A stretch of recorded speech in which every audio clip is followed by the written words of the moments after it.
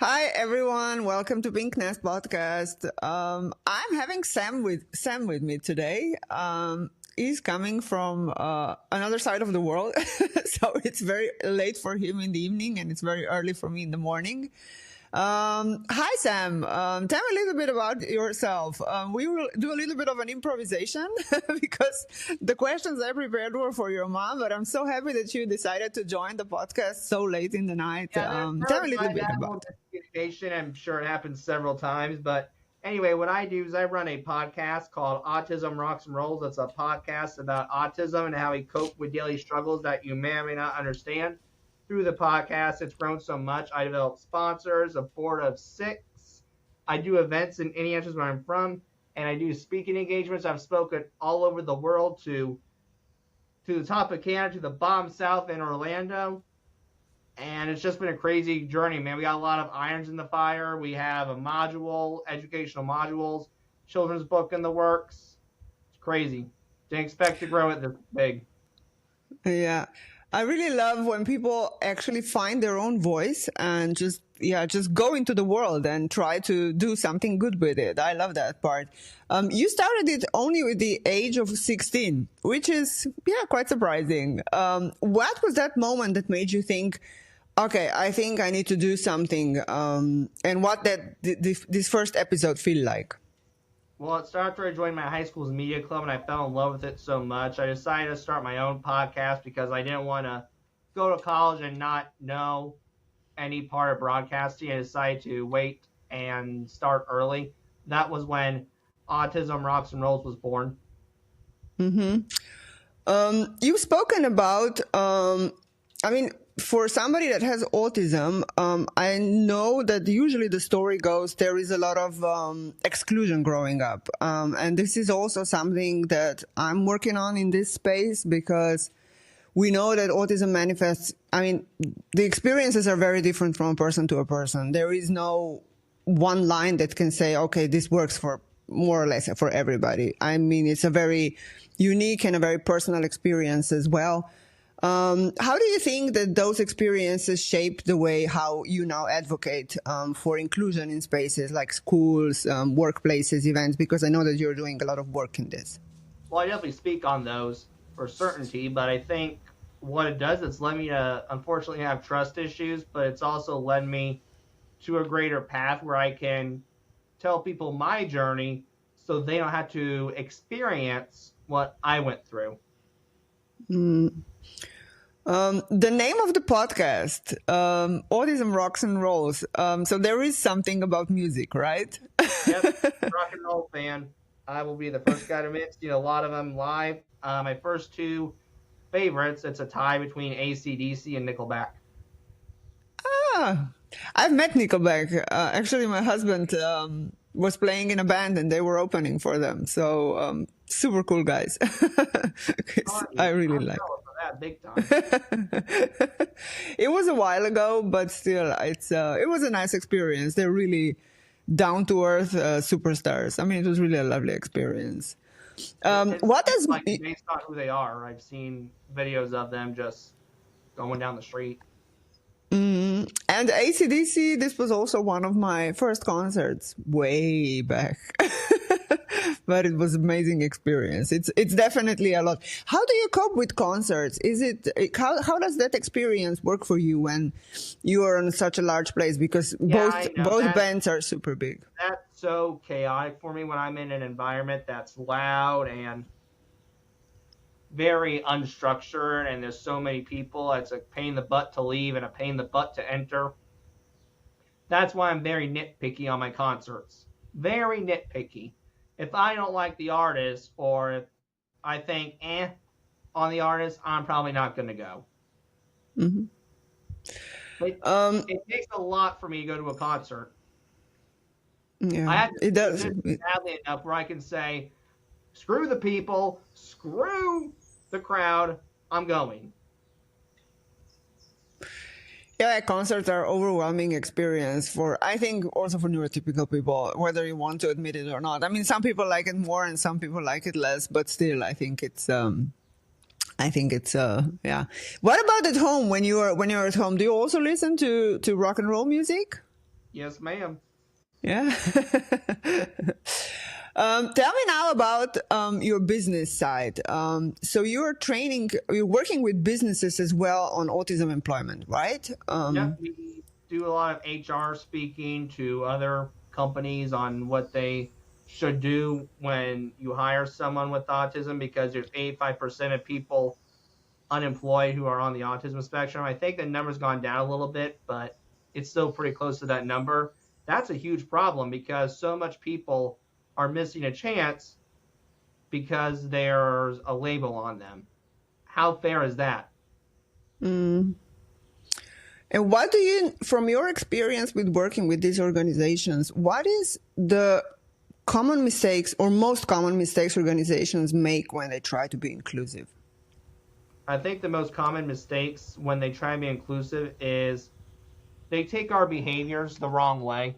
They take the behavior as we're trying to be rude when maybe we're in reality trying to express our opinion. Mm.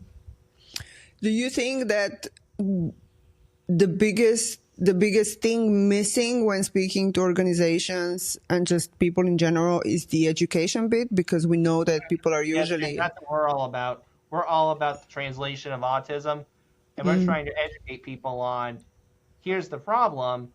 Let's do something about it. You hear all the talk. Okay, talk is not enough these days. Let's do some action. mm. That's what's going to do something about this issue, not just blabbing about it. And what does genuine inclusion actually look like for you? For example, what would be your parameters that would say, okay, this organization is doing good? When I'm not judged on a behavior I can't help, or when I'm not judged for a misunderstanding, and people know, oh, he said something that's a little off. He didn't do it to be a jerk. He did it because he is just a blunt human being. That's his personality. Deal with it. Hmm. And I also recorded yesterday a podcast and we had an interesting conversation. What do you think is the state of inclusion in general in the States? Because I can definitely tell you for Europe, and because I'm working within Europe and UK, so UK is doing quite significant strides in this matter, and it's much better than the EU, for example. What's your Yeah. view No, on the you're not States? wrong there. I think UK outshines us on inclusion. For United States, I think it depends on which community and where you live. Hmm. You There's think some some? parts of the community that's really good, and then there's some parts that are in the middle. Then there's some parts that are not so hot at all. Hmm. So it's different It also just from depends state to exactly on state. where you live. Hmm. Okay, interesting. Um, what about, let's talk a little bit about events. We've touched the concerts already, and you explained how you feel about getting into a place with a lot of people. um, because this is actually where I'm home. With Calmness Collective, we do sensory spaces for events and for festivals. How would you, for example, if you would be running, let's put you in a place of running a concert or running a music festival. What do you think, from your own experience, would a truly autism-friendly event environment look like? It would truly look like where there's not a whole lot of lights, the sound is a little down, and there's just not a whole lot of people there because we, in a crowd, not too pleasant. Not too pleasant. And the sun's shining because, for me at least, I don't want to get my shirt wet. Or if it Mm-hmm. is going to rain, you better have a poncho on the side. Mm-hmm. Mm-hmm. That's interesting. You are also an international motivational speaker, you've mentioned, right? Yes, ma'am. I've been to Canada and hopefully I can get out of the States more, but that's where I mainly do my speaking engagements is North America and Canada. But hopefully one day I can go to Mexico or England. Oh, I'm sure this is coming. It's Oh a yeah, very small I world. ended up in England because I took an ancestry test, and it turns out most of my ancestors are in England. So I figured, well, Oh, I'm English, I better go visit it. I'm sure this is coming. What's on your experience when speaking to the audience, which is probably mostly neurotypical? What do they most consistently get wrong about what it means to live with autism day to day? What's your We're not experience? capable of doing anything at all. We're bedridden. Most people on the spectrum are 3-year-olds, and there is a population like that. But then you have some in the middle who, or on the higher end, like I am, but also have a bigger understanding of the world as well. So maybe they are capable of using the bathroom on their own and working at Wendy's, but living on their own, that's a different story. But they're still capable of doing something. Mm. It's not like everyone's on the autism spectrum. We can't do nothing. No. Some are like that. I won't lie to you there. I got several buddies who, trust me, if you try to get them a job or put them in a house by themselves, won't be a good idea. But I got other people on the spectrum and buddies who maybe they go work as a dishwasher, but they live at home still. Mm. So it's actually message to the neurotypical people is just basically it's finding ways that work for this specific person, because like I've said, there is no single recipe that you can basically use. So then we come back again to the education part, which is, I guess, the biggest obstacle here with spreading our voices. Yes, ma'am. It's a big issue because people, I think, are so stubborn and they don't want to adapt to new ways of life. Mm.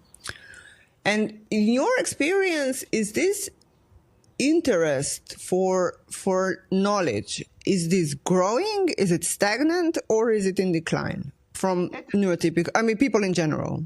Right. I think it depends on who you talk to. Some are just going to be stuck in their ways and not care. Some will be happy to learn about it, but I also think we need to get over that autism is going to be here, period, because people don't study it unless they're affiliated with it through ABA therapy or their family is on the autism spectrum, special education teachers. Okay, why isn't my next door neighbor studying it or at least trying to get some knowledge on it? It needs to be talked about. I'm not suggesting you have to get your magnifying glass and study into it hardcore. I'm suggesting, though, if you're not affiliated with it, you need to at least know about the details of it and what goes on in our brains. Mm-hmm. I'm having pretty similar experiences because people are just, I'm not going to say ignorant, but it's just, they just don't either. Yeah, they're just not interested. And the worst sentence that I hear it, and it always makes my hair stand up, is, yeah, but we've always done it always like this. Yeah, it's times to change. You can't do things over and over the same all the time. I mean, people change, times change, everything changes around you, and you're still sticking to the same path, which is not working, obviously. Right. People are hard-headed some days, and it mind blows me how stubborn people are. Mm. I'll admit I'm one of those stubborn people too, but at least my door's open.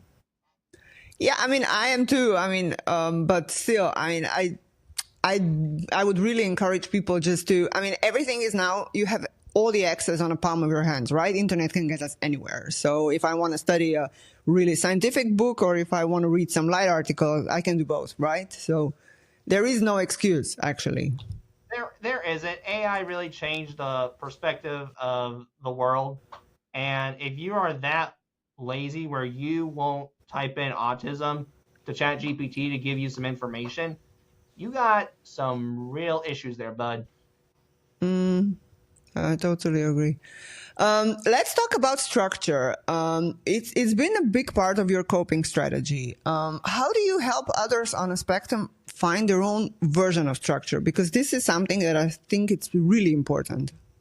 Oh, I agree with you there. I think the way I show those with autism to find structure is I encourage them to do what's best for them and find their own routine.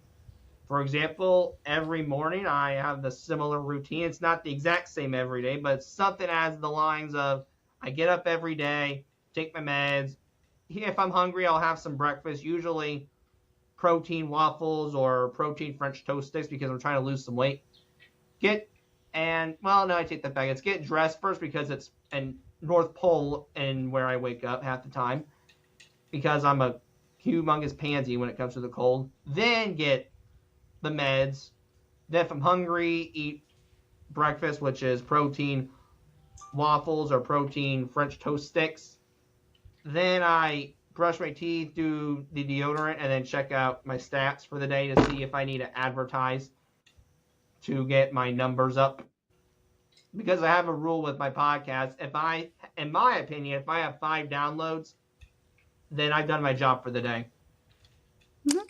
That's nice. But your podcast is huge. I mean, you have over 160 episodes. Is that correct? Yeah, I lost count how many episodes there are. So apologize I can't give you the exact number, but you may count one hand, buddy. Yeah.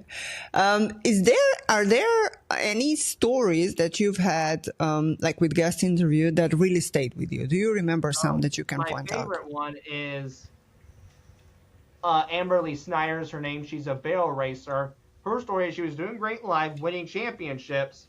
Unfortunately, in January of 2010, if I remember correctly, she had a truck accident, and it left her paralyzed from the waist down. Doctors said she's not going to barrel race again.